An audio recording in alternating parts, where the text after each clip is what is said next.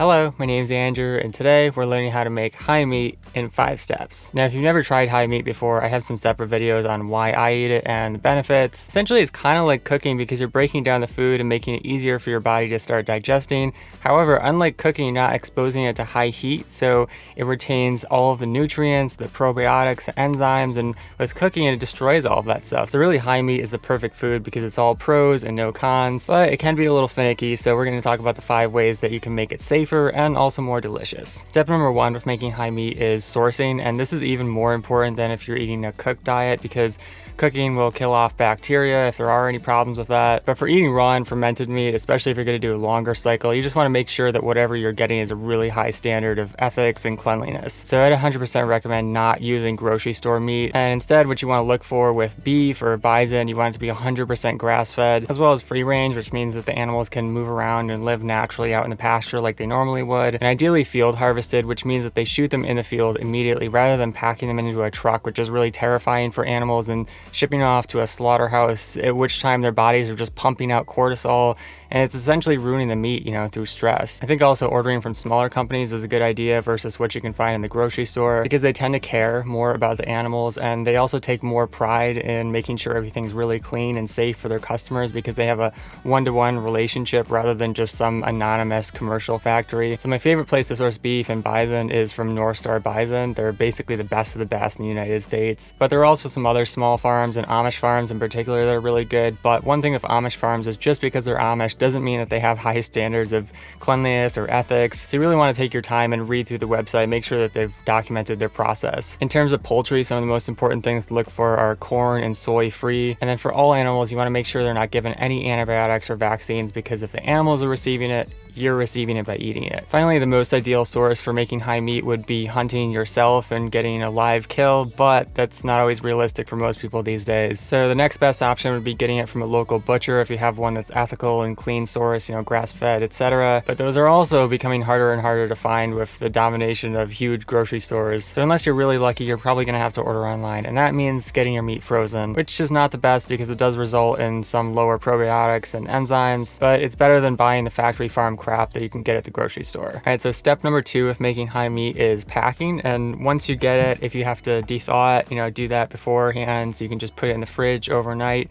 And then with a lot of meats, actually they're easier to cut up when they're sort of half frozen, especially if something softer like liver. And everyone does it differently, but the size that works for me is about this, maybe around a thumbnail, a little bigger than that.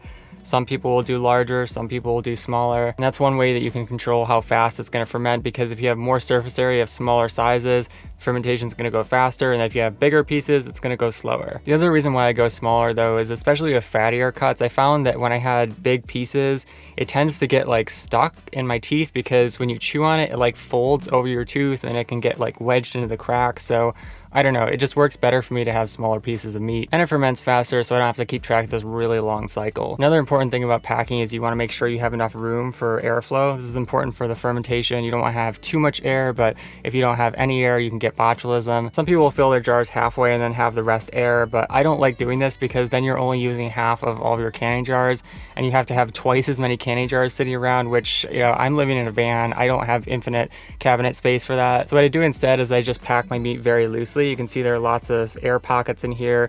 And then I leave the jar a little bit loose. You can see that the cap's kind of like this, so air can get in and out. It seems to ferment really well this way, so unless you're doing the traditional method of burying it deep underground, then you probably don't need to leave that much room. Step number 3 of making high meat is the storage. And again, like I said, you could bury it underground if you want to get really fancy. But what works best for me is just putting it into a large ice chest with the lid cracked slightly open for airflow, and then using an ice pack to keep the temperature around 72 degrees, which is ideal for fermentation. If you want to get really finicky about it, you could put a thermometer in there, but honestly, it just needs to kind of feel lukewarm, not hot, but not cold either. Some people will say the safest way to make high meat is to put it in the refrigerator, but for me, I tried it and it just took so long that it wasn't worth it, after 2 weeks, nothing had happened. The meat just tasted exactly the same as it did before. So you probably have to leave it in the fridge for a year. And if you're eating a lot of high meat, that's just unsustainable. Your entire refrigerator would be full of jars. So I find putting it in a cooler room temperature works a lot better because then it gets to where I want it in about a week to 2 weeks. You know, it's fast, but it's not super fast. And also the nice thing about having it in a cooler is that it limits the smell a little bit. Like, I like the smell of high meat, but it's a very sort of like rich, cheesy smell, and a lot of people will be put off by it. Although it might make a pretty good anti-theft system, unless your thief is into raw meat, of course. Step number 4 in making high meat is the airing. This is really easy. All you do,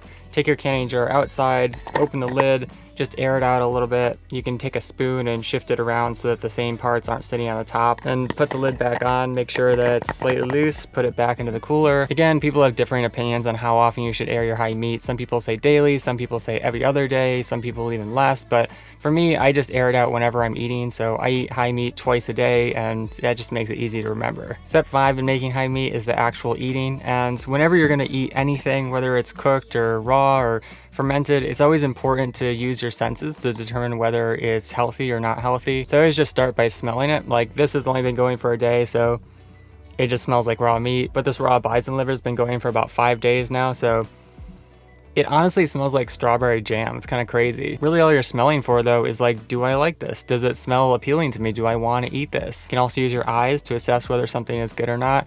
Like, sometimes you'll get mold on the top, and if it's just a little bit, you can scrape it off. But if you're getting a lot of mold, that's usually a sign that something about the temperature or the humidity is not good, or maybe the meat wasn't that good to start off with. If you try a little spoonful, something doesn't taste right, doesn't smell right, I would just throw it out. That's another reason why I like doing small batches that ferment a little bit faster, because let's say that you're doing a slow one that's going for a year and something goes wrong and you lose all of that meat and then you have to start all over again. Like, that would just be crazy, right? What else? Yeah, in terms of which meats you can use, I think liver ferments the best. It ferments very quickly, literally in probably about 2 to 3 days. It has an amazing flavor already, and you can go much longer than that. Some people say that if you're going, I don't know, 6 months to a year with liver, you can get some crazy levels of energy to the point of actually feeling high. But I haven't gotten there yet, mostly because high meat is so delicious that I keep eating it before it ferments for too long. 2 of my other favorites for high meat though are bison skirt and heart, and essentially you want something that has a fairly high level of protein to fat,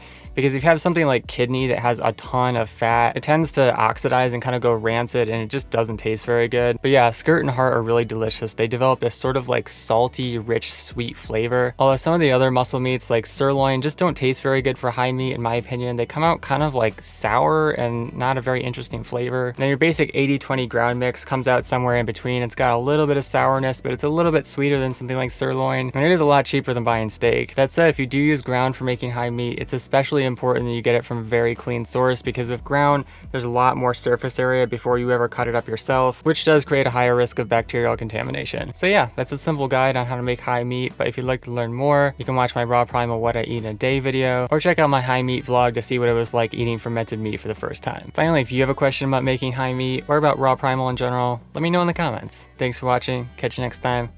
Peace!